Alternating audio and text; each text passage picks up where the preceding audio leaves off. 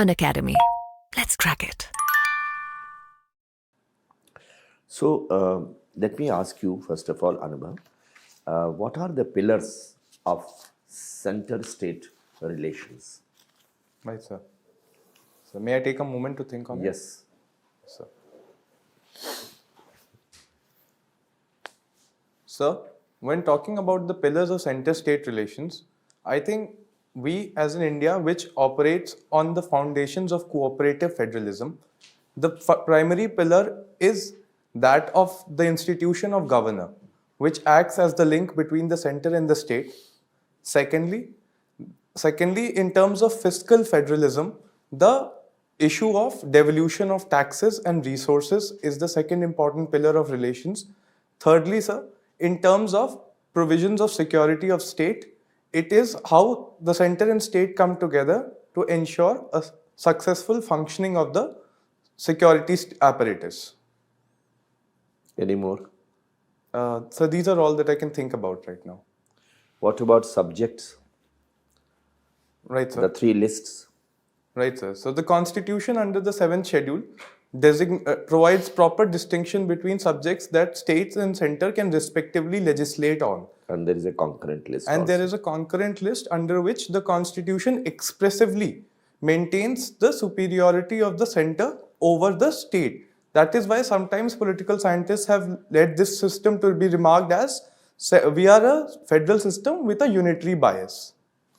And then when you talked about devolution of taxes, one important institution is the Finance Commission. That's right, sir. So Finance Commission is also one of this.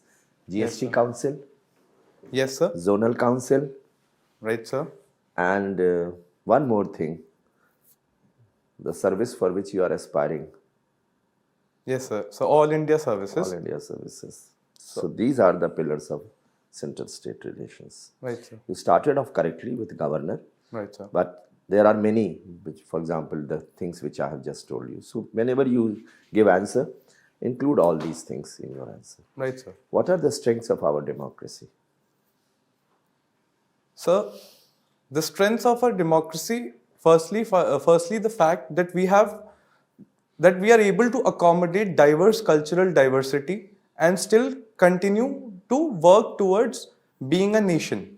So the fact that we have a lot of diversity in our country and even then we have managed to stay together as a nation is the biggest strength of a democracy according to me.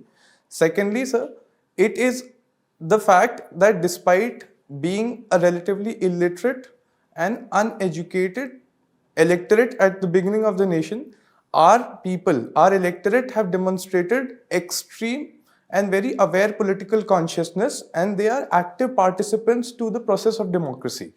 They are not passive participants and we like to actively assert our rights and demands on the participating political parties during electoral processes.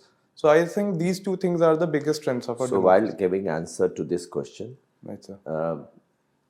also keep in mind that there are some very, very important things which you indirectly mention in your answer. So you will say free and fair election. That is the strength of our democracy. Okay. Right, sir. Then the political parties which you mentioned. So you can say that political parties, their existence. Third is the opposition.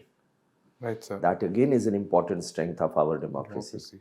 Fourth is the independent judiciary, which is again a strength of our democracy. Fifth is the civil society, which in comprising of NGOs and other, that again is a strength of society. Right, sir. Then media, independent media is also a strength of our society. Yes, Okay, sir. so Right, that's how you will answer the question. Sure, sir. All right, thank you. Anubhav, are you working somewhere? Yes, sir. Recently, I'm appointed as assistant professor in the Constituent College of Lucknow University. Acha. Yes, sir. You are married, huh? Yes, sir.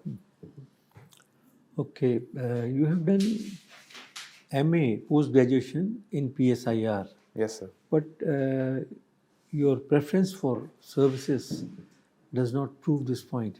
You have given IFS as number 3 choice. Right, sir. Why?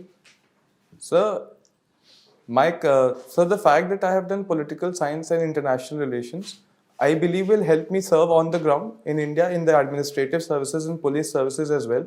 My training as a political scientist doesn't necessarily entail, I believe, sir, for me to necessarily go for a career abroad only. If I may elaborate on that, sir. No, that's okay. Okay.